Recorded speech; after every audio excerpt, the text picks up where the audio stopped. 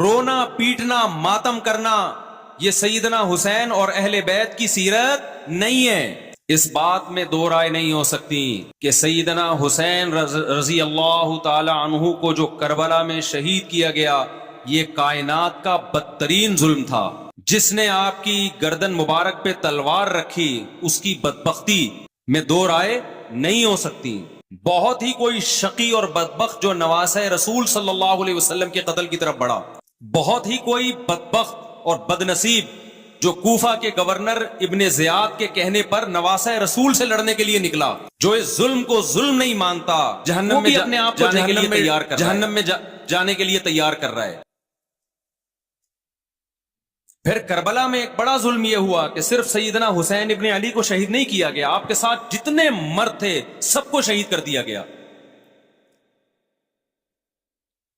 لیکن ہمیں پیغمبر صلی اللہ علیہ وسلم اور صحابہ کی سیرت میں کیا ملتا ہے؟ میں ایک آیت سے آپ کو سمجھاتا ہوں۔ مشرکین مکہ حضرت ابراہیم علیہ الصلاۃ والسلام کے نسب میں ہونے پر اور آپ سے محبت پہ بڑا فخر کیا کرتے تھے کہ ہم ابراہیم کی اولاد میں ہیں، ہم ابراہیم کے دین پہ ہیں۔ اللہ نے کیا فرمایا رسول اللہ صلی اللہ علیہ وسلم سے کہ ان اول الناس بابراہیم للذین اتبعوہ، اے نبی آپ ان سے کہہ دیجئے ابراہیم سے محبت کے خالی پیلی کے دعوے مقبول نہیں ہیں، ابراہیم کے زیادہ حقدار وہ ہیں جو ابراہیم علیہ السلام کی اتباع کرتے ہیں، اور یہ پیغمبر اور صحابہ یہ ابراہیم علیہ السلام کے دین کو فالو کرتے ہیں، اور تم ابراہیم کے دین کو فالو نہیں کر رہے، ان سے محبت کے دعوے دار ہو۔ تو خالی محبت کے دعوے داری اللہ کے ہاں مقبول نہیں ہے، اللہ کے ہاں وہ محبت کی دعوے مقبول ہیں جس میں آپ محبوب کو فالو کر رہے ہو۔ سیدنا حسین ابن علی رضی اللہ تعالی عنہ جو جنت کے جوانوں کے سردار ہیں، آپ سے محبت کا دعویٰ اس وقت مقبول ہوگا جب آپ سیدنا حسین کی سیرت کو فالو کریں گے۔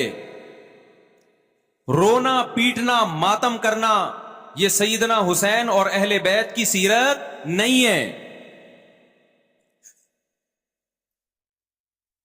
صبر کرنا، ظالم کے سامنے ڈٹ جانا، جان کے خوف سے اپنی پالیسیوں سے پیچھے نہ ہٹنا، یہ سیدنا حسین ابن علی رضی اللہ عنہ کی سیرت ہے جو آج ہمیں کہیں بھی نظر نہیں آتی۔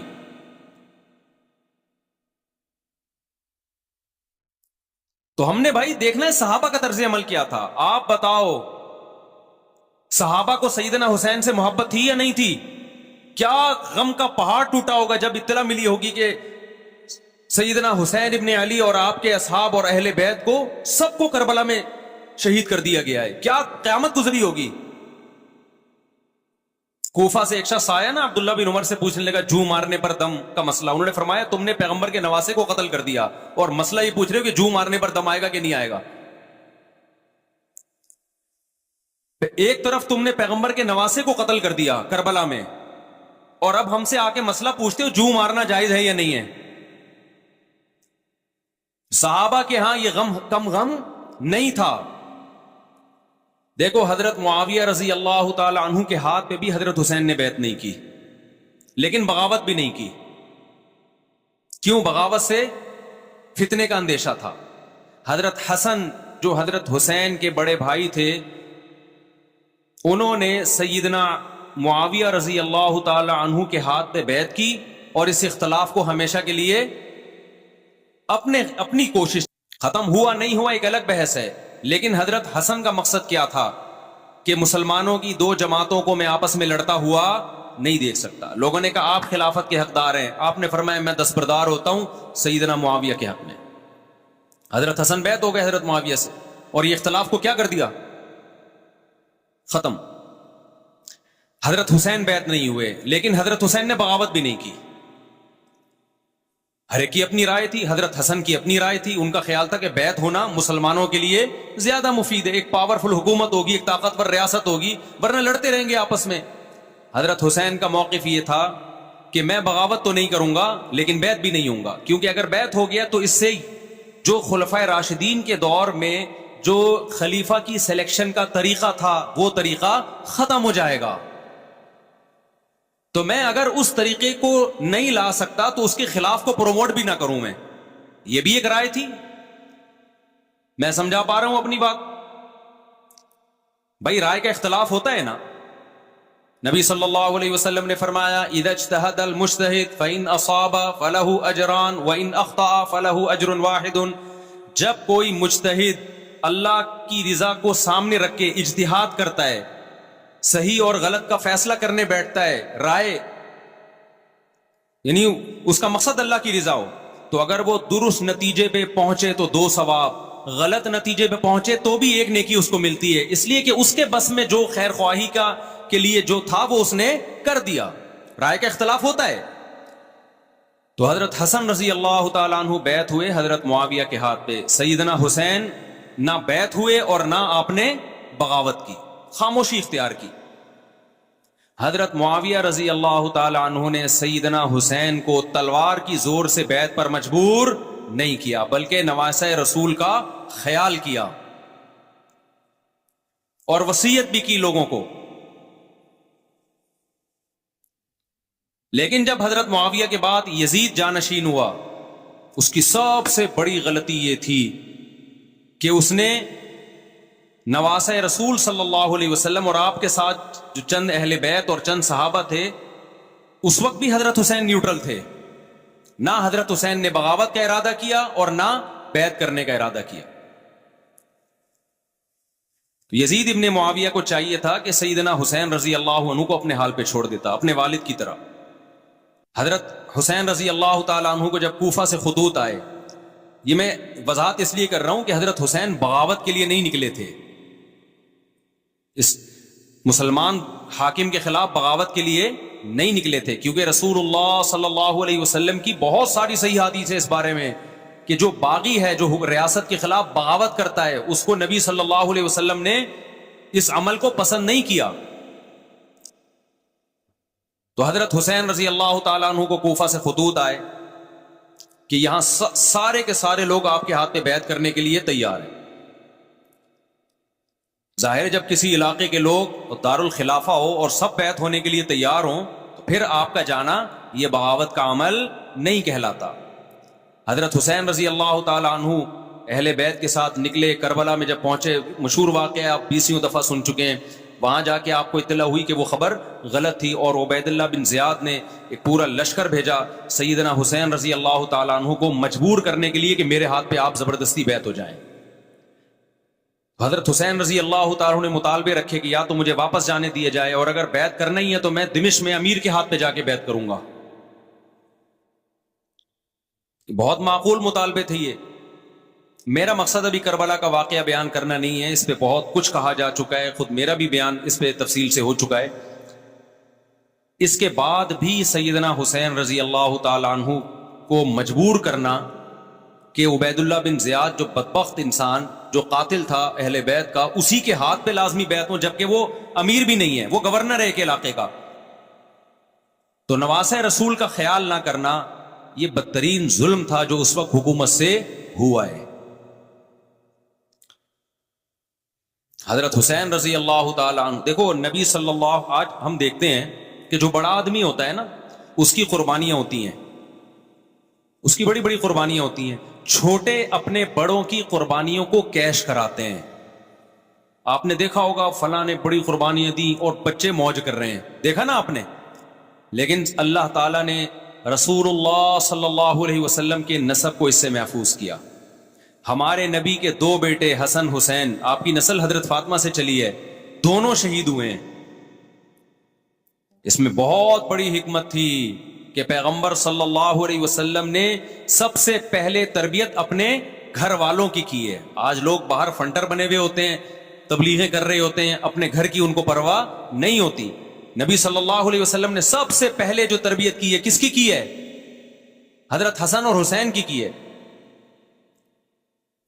تو جب کربلا میں آپ کو چاروں طرف سے گھیر لیا گیا اور آپ کو مجبور کیا گیا کہ آپ نے ابن زیاد کے ہاتھ پہ بیعت کرنا ہے, تو آپ نے اس ذلت کو گلے لگانے سے انکار کر دیا. آپ کو 100% یقین تھا کہ اتنے بڑے لشکر کے سامنے میں ٹھہر نہیں سکتا, اسباب کی دنیا میں فتح کی امید نہیں ہے. لیکن حضرت حسین رضی اللہ تعالی عنہ نے لڑنے کا فیصلہ کر کے اور شہادت کو قبول کرنے کا فیصلہ کر کے ابن زیاد اور اس زمانے کے حکمران جو اس قتل پہ راضی تھے، قیامت تک کے لیے ان پہ لعنت کے سلسلے کا دروازہ کھول دیا۔ بعض دفعہ اللہ بھی یہ چاہتے ہیں کہ بدبختوں کو ڈھیل ملے تاکہ ان کا جرم سنستدرجہم من حیث لا یعلمون، قرآن کہتے ہیں نا ہم ان کو ڈھیل دیں گے، ان کو برائی میں ہم آگے بڑھنے دیں گے، ایسے بڑھنے دیں گے کہ ان کو خود بھی پتہ نہیں چلے گا، تاکہ قیامت کے دن ان کا عذاب ان کو کئی گنا بڑھا کر دیا جائے۔ اب میرے بھائی ہمارے لیے کیا سبق ملتا ہے؟ جب یہ واقعہ ہوا عالم اسلام میں کوہرام مچ گیا، لیکن کیا اس واقعے کے بعد اہل بیت کی جو مقدس اور پاکیزہ عورتیں تھیں، کیا انہوں نے نوحہ کیا یا صبر کیا؟ آپ کا ضمیر کیا کہتا ہے؟ انہوں نے نوحے پڑے ہوں گے یا صبر کیا ہوگا؟ بولو بھائی، صبر کیا۔ عبداللہ بن عمر رضی اللہ تعالیٰ عنہ جو کوفہ والوں کو ملامت کیا کرتے تھے کہ تم جو مارنے کے مسئلے ہم سے پوچھتے ہو، تم نے حسین کا قتل کر دیا، تو یہ حضرت ابن عمر نے اسی لیے کہا نا کہ آپ کو اس کا غم ہوا تھا۔ تو ابن عمر کا عمل کیا تھا؟ کیا انہوں نے ماتم کیا؟ کیا انہوں نے چھروں سے اپنے آپ کو مارا؟ حضرت حسین کا قتل بھی ظالمانہ، اور اس سے پہلے سیدنا عثمان کا قتل بھی ظالمانہ۔ اگر نوحہ یا ماتم جائز ہے تو حضرت عثمان کی شہادت کے دن بھی جائز ہے، حضرت حسین کی شہادت کے دن بھی جائز ہے، اور اگر ناجائز ہے تو جیسے عثمان کی شہادت کے دن ناجائز، حسین کی شہادت کے دن بھی ناجائز ہے۔ سمجھ میں آ رہی ہے بات کہ نہیں آ رہی ہے؟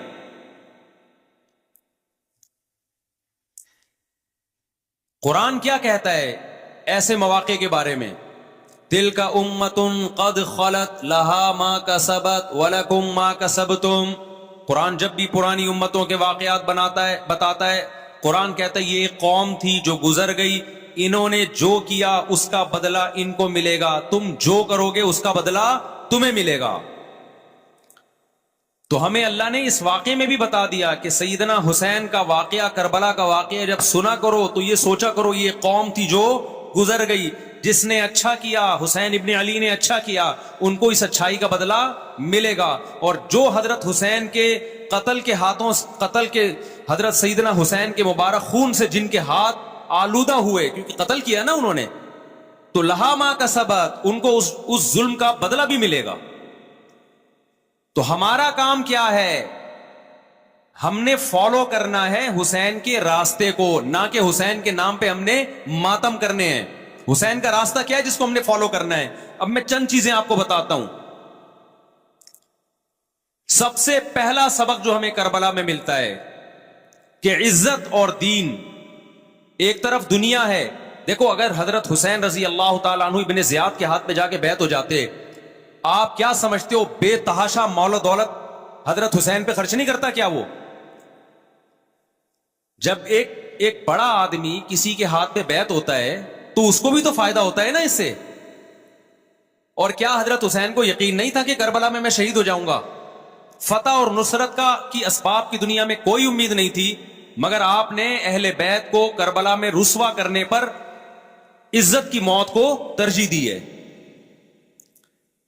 آج اگر آپ میں یہ ظرف ہے کہ آپ عزت کی موت کو ذلت کی زندگی پر ترجیح دیتے ہو تو پھر آپ حسینی ہو۔ نہیں آئی بات؟ میرا خیال ہے سمجھ۔ سیدنا حسین کی سخاوت کے واقعات ہیں۔ سیدنا حسین باغی نہیں تھے رضی اللہ عنہ۔ پھر جو اہل بیت کا طرز عمل کیا تھا، محرم میں کیا کیا ہو رہا ہے میں آپ کو بتاتا ہوں۔ ان میں سے کوئی بھی عمل نہ ہمیں قرآن سے ملتا ہے نہ صحابہ سے ملتا ہے ہمیں۔ تو ما انا علیہ و اصحابی جو جنتی فرقہ ہوگا اس کی جو علامتیں ہیں، تو جب آپ ان علامتوں کے خلاف چلو گے، صحابہ اور تابعین کو فالو نہیں کرو گے، تو آپ پھر اپنے آپ کو سنی کہنا چھوڑ دو۔ آپ بتاؤ مجھے اسلام میں کوئی مہینہ منحوس ہے؟ بولو نا، کوئی مہینہ منحوس ہے؟ تو آپ محرم کو منحوس کیوں کہتے ہو؟